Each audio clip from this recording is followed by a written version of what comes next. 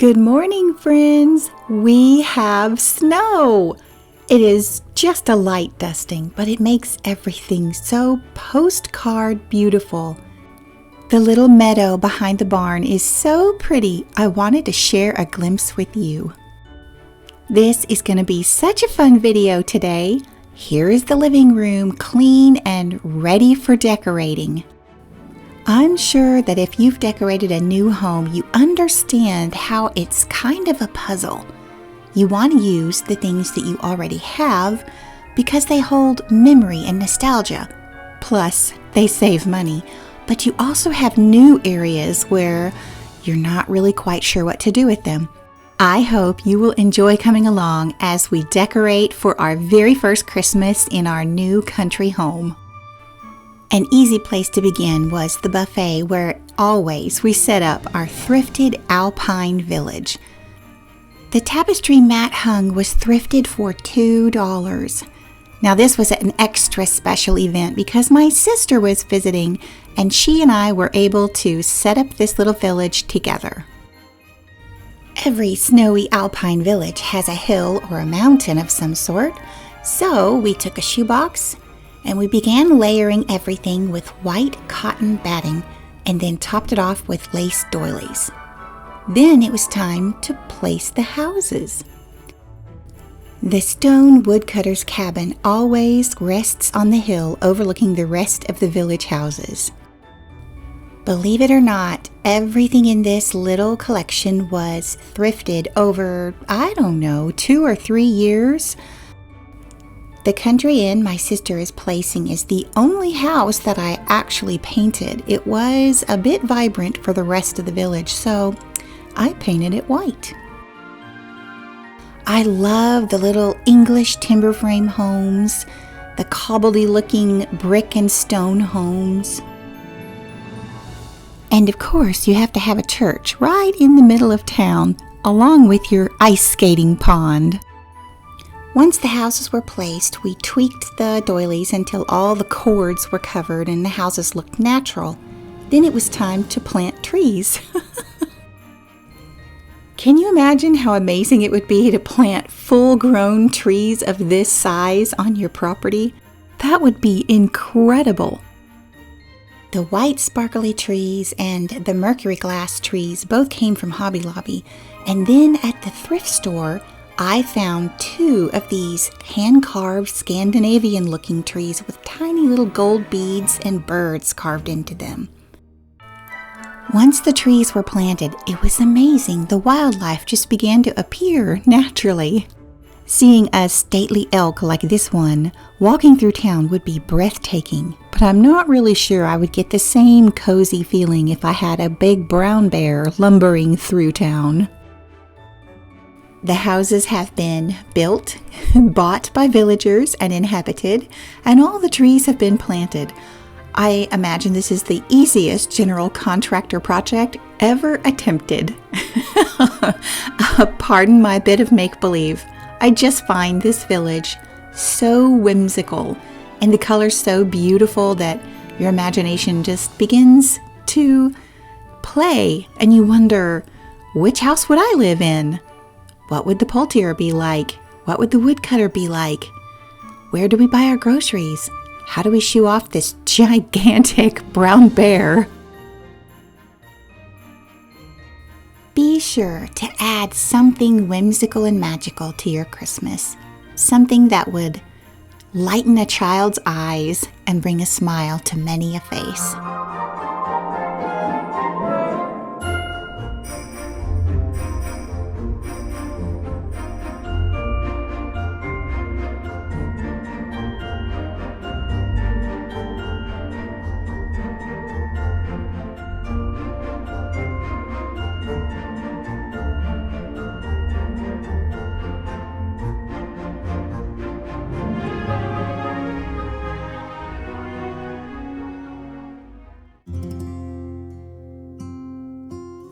With the village completed, we moved on to decorating this large wooden framed mirror that hangs over the English roll-arm sofa. Matt places the garland that we use every year, but sadly only part of the lights were working. Instead of replacing the lights, we decided to change things up a bit. I didn't have anywhere in this house to hang this thrifted sugared fruit wreath that I made several years ago. So we centered it on the mirror as a focal point, and yay, the lights worked. It just needed a bit of fluffing where it got flat while it was in storage. This wreath cost me about $16, and one similar that I had seen as an inspiration photo years ago on Balsam Hill's website was $180. It really is amazing the things that you can find thrifted or secondhand at antique stores, like these gorgeous hand-painted Christmas eggs. If you've been around the channel for a few years now, you will know this is how we hang them every year. It's magical. The way that they dangle on clear fishing line looks as if they're floating. Every year I add just a few more touches of blue to our Christmas decor, and this year I decided that a trio of blue velvet ribbons would look beautiful hung on the mirror and the sugared fruit wreath. Once I got two bows tied, one slightly larger than the other, I cut a section of ribbon to tie them together. I placed this piece directly over the knot at the center of each bow and then tied it in the back. This helped it to look like a single bow. And in hindsight, I think I would have put the smaller bow on top and the larger bow on bottom, but it turned out just fine. Once I finished tying on the centerpiece, I snipped the tails and the bow was ready to hang. I think it's really fun to look back at how you decorated for Christmas last year and the year before, and every year there are little tweaks until you could see, possibly over a 5-year span, that your decorations actually have shifted into an entirely new direction. As many of you know, I absolutely love blue and white. I've loved it ever since I was a teenager. And I remember the year when we added blue into our Christmas decor. I really wasn't sure if it would work. And I checked on Pinterest, of course, and saw that there were many homes decked out in blue and white, and that a blue and white Christmas was actually classic and not anything new. This gave me the courage to try it, and both Matt and I really love it. The blue is here to stay.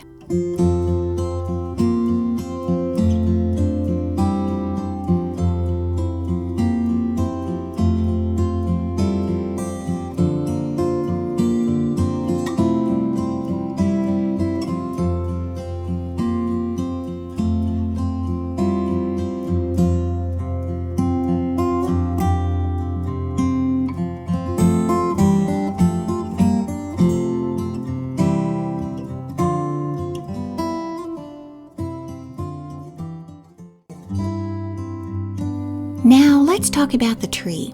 Here is a clip from our tree last year at our previous house, and I love it. It's little.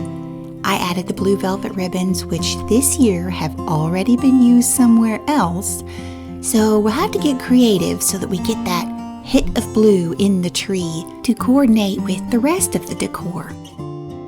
Undoubtedly, the biggest question for decorating this year is, where will the tree go? And I think right here where this chair and lamp are, right in front of the window would be perfect. You could see it when you pull up and it would welcome you into the house, setting that perfect mood of Christmas cheer. This year, we don't have a large, lovely window seat to put the tree in, so we decided to go with this round antique table I got off Marketplace for free several years ago. I covered it with a white round tablecloth from Target, and Matt placed the chinoiserie planter, which I still just absolutely love.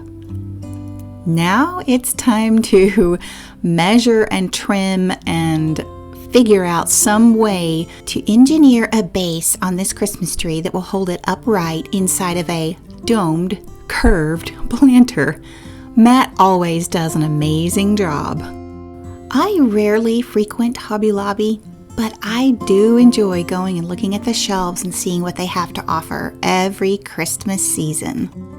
We usually add 1 or 2 animals to our woodland collection every year, although this year there really wasn't very much to choose from. Besides, I was also looking for inspiration for something blue. Most of the blue choices were either very glittery, very shiny, or paired with silver. This collection by Robert Stanley caught my eye. I liked the unique shapes, the soft blue color, and the delicate patterns etched in glitter. Plus, the silver was minimal, although there were several balls in the collection I didn't like at all, and I couldn't justify several boxes when I only wanted to use less than half the balls. So, let's see what happens. Here are the woodland animals we have to start with. A pair of deer, several owls, a polar bear, lots of birds, a trio of foxes, some bluebirds, and a few deep red balls. This pack of 4 gorgeous gold beaded balls came from another store and were only $5. Then there's a drum full of coppery glitter pine cones and some wooden snowflakes, and our star topper to finish it off. The very last ornaments to go on the tree are the sparkly blown glass icicles. Ever since I can remember, we always had a real tree growing up, and we always had these sparkly glass icicles. So it's really fun to carry on these same traditions in our family. I also found these adorable woolly sheep to add to our woodland collection. So back to the blue ornaments for the tree. I went to a different Hobby Lobby and came across the same Robert Stanley collection marked for $2.99. Just to be sure, I asked the cashier when I got to the checkout if that was the price, and she said yes, and they were still half off.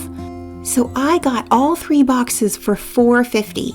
At that rate, I figured I could try to paint the ones I didn't like and discard them if that didn't work out. Here's a couple that I tried painting, and the blue is not the right color, so I won't be using those, but I'm really excited about these with the little diamond swags. They're so elegant. Okay, this definitely satisfies that need for a hit of blue on the tree. Let's see what it looks like all together.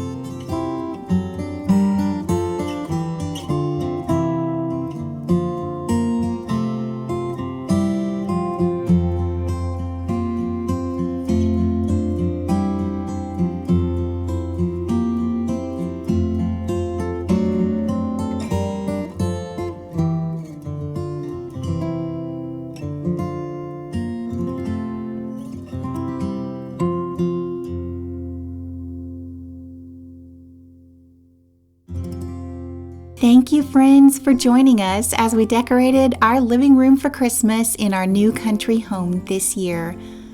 We are wishing you the very best, happiest, brightest, and blessed Christmas as we all prepare to celebrate the birth of Jesus Christ, the Lord. He is the wonderful Counselor, mighty God, everlasting Father, and Prince of Peace. May you all rejoice in these truths and remember to share them with friends, family, neighbors, and others who may not know. And until next time, Merry, Merry Christmas.